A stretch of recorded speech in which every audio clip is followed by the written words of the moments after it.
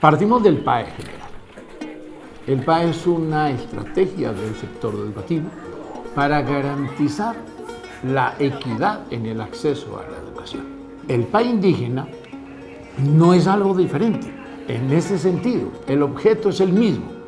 ¿Qué es la novedad aquí y qué buscó esa resolución 18858, producto de esa concertación? Entender que el proceso de la alimentación es un proceso que está regido por la cultura y que cuando se aparta de esa realidad de la cultura, pues termina no siendo apropiado para el desarrollo. En ese sentido, era indispensable, por supuesto, hacer que se comprendiera la necesidad de adaptar el programa a estas diferentes culturas, porque los paladares también tienen todo un aprendizaje histórico. Esta resolución requirió un proceso de construcción de 3 años, el cual implicó un conocimiento no solamente a términos normativos, sino de todas las costumbres alimentarias y su significado en la población indígena, y entender un poco desde la institucionalidad cómo se traducía esas costumbres alimentarias en entrega de un complemento alimentario que no solamente contribuyera en términos nutricionales, sino en el rescate de su cultura, en la apropiación de sus raíces. Bueno, cuando hablamos del enfoque diferencial, partimos siempre de la diferencia, ¿no? Que cada pueblo indígena, en cada pueblo podemos encontrar comunidades, resguardos con su propia estructura organizativa y también sus usos y costumbres.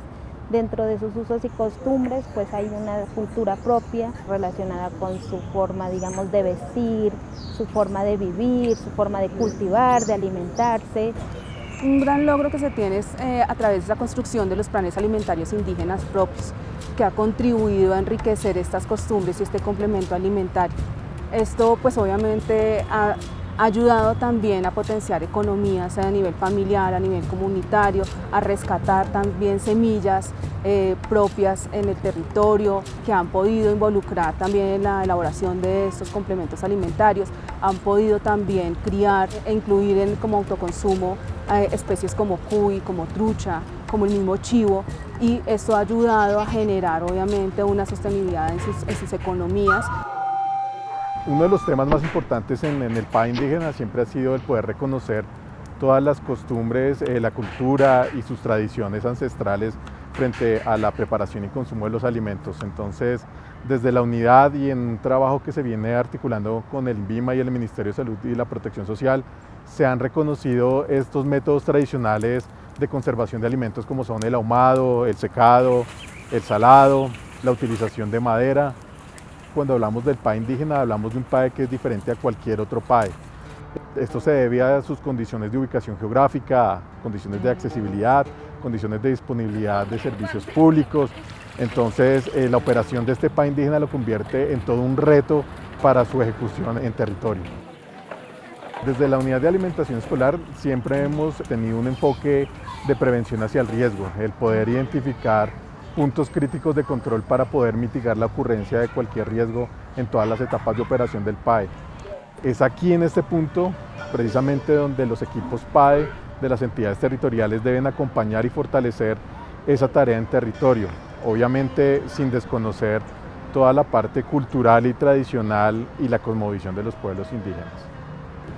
El complemento alimentario termina siendo un mecanismo, un vehículo a través del cual no solamente se brinda al niño un saber o una costumbre, sino también se transmite adecuados hábitos alimentarios, donde obviamente se han rescatado preparaciones propias como pescado de cuero, como mañoco, como mutes, también alimentos que no son propios de sus costumbres y de sus raíces como verduras, hortalizas, frutas, y esto obviamente enriquece su proceso de bienestar, de desarrollo y de crecimiento en sí del niño.